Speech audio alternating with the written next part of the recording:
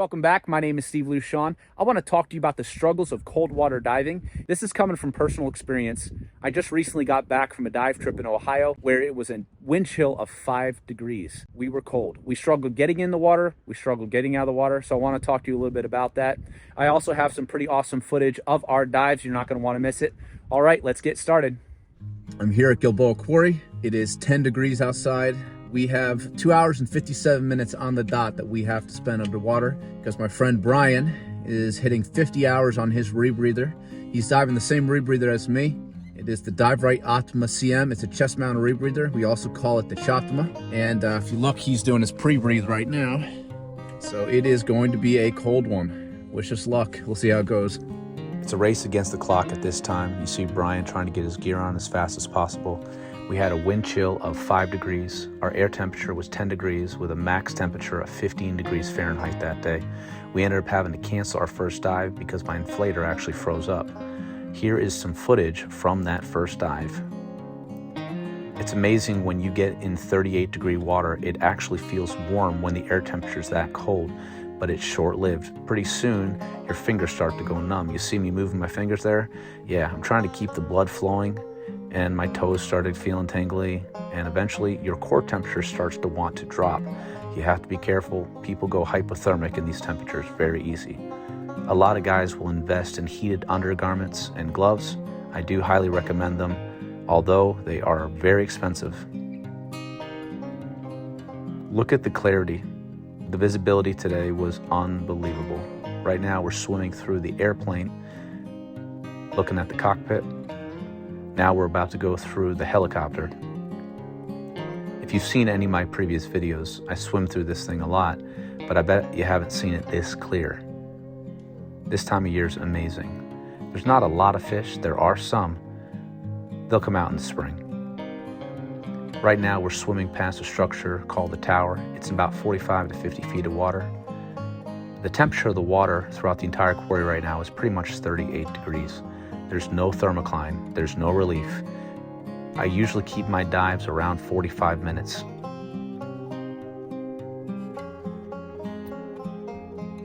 Now we're at the tubes. I remember actually on my advanced open water dives, sitting on top of that tube I'm swimming through right here, doing my math question. If you haven't seen that video, here it is right now. Take a look at it.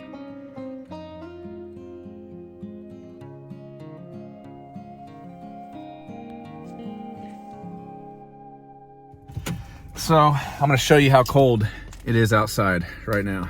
Yeah, the string on that thing is frozen solid. That dive light is frozen solid. If you see the camera shaking, it's because I am very cold. My mask, yeah, completely frozen solid. Moments after I took it off my head, my gloves, yeah, frozen solid. I think we're crazy. Brian did really good. We are going to attempt to warm up and get back in for another 35 to 40 minutes. I think we could do 40 minutes. All right, so we did our best to get back in the water. We had high hopes, but it kind of all went to crap. First stage here was leaking pretty bad, and the Choptima is frozen solid. That's hilarious. I gotta send that to Dive Right. That's great. Anyway, so we're gonna let that unthaw. We fixed the leaking issue here. It was just frozen. We couldn't tighten it, that's all. What do you think, Brian? It's cold. So we finally got back in the water, and it was cold, but I shouldn't be expecting anything different at this point. If you notice I'm looking left and right, it's because I'm a little confused. I dive this quarry all the time, and the Grimace, which is sitting at 90 feet, always is right at this spot, but all I see is this strange giant cloud. We're trying to figure out where did this cloud come from or what caused it. I can't find the Grimace for the life of me. So I'm searching and searching. Brian's confused. He doesn't know what I'm looking for.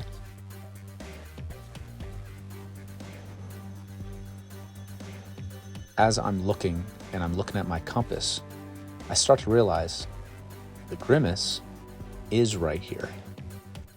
By the way, if you notice that light dangling from my wrist, it's because we're testing some lights for a manufacturer. I normally carry my big blue 4800 lumen light. I don't like having stuff dangling like that usually. So I passed the cloud, but then I remember. Right as we went to turn the dive, I told Brian to wait, and I went to look. And sure enough, lo and behold, inside the cloud, as I suspected, there's the Grimace in all its glory. For those of you that don't know what the Grimace is, it's an old McDonald's character. And of course, we have our two skeletons sitting on their lawn chairs in between a palm tree. Of course, the Grimace is sitting underneath that big umbrella. It's a pretty funny scene. Brian at this point is asking, "Are you okay?" He's wondering what I'm looking at. I signaled to him, "I'm okay." We use a circle. We move the light in circular motion to signal okay at this point. It works a lot better than the okay signal with your fingers. Obviously, you wouldn't be able to see it from that far away. Here's a little bonus shot. And I got something else for you. Take a look at this doll. Talk about creepy. Looks like she's raising her hand to the answer of a question. Maybe it's the answer to the question of why we like to dive cold? You decide. Last dive, what, 40? I got 45. I got 44, I think. That was cold. Yeah, my left foot is wet. I'm miserable. I'm still not even out of my rebreather because everything froze. So I had to just jump in the car as so. Dry gloves didn't leak. They're up there warming up. My hands are hurting, but so what? How long was that? Hour and 15 then total? We didn't get our 3 hours. Oh. Yeah, I'm done for the day. I am done too. All right, man, that was fun. We didn't get our 3 hours. The first dive, technically, we canceled it. Got in the water. What went wrong on that one? Was that you or me? That was me. That was you. That was my inflator. It was frozen solid. Second dive, we were able to get in the water. We warmed up, unthawed everything. We did 36 minutes, 37 minutes. around there, and then we were cold. He could have gone a little bit longer. My hands were pretty rough. When we got out of the water, we raced quickly to get in the vehicles. So what did Don just say? It was 5 degrees. It was 12 degrees when I got here this morning. We had a high of 16. Wind chill was what? 5 degrees. 5 degrees.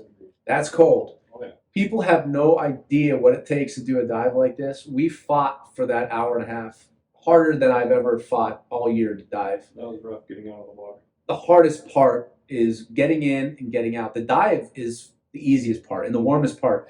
Everyone's like, well, that water's so cold. What they're not realizing is when you have an air temperature of 15, 16 degrees, what was the coldest water you got? 38. 38 degrees. That feels like bath water compared to the air. And there's a relief when you get in there. You feel warm actually for a second. Then your core temperature starts to drop. We went to about 90 feet on our last dive. That's what I got, 90 right on the dot. When did you start feeling I'd that? say 25 minutes in. And you had a flood in your... My left foot was flooding.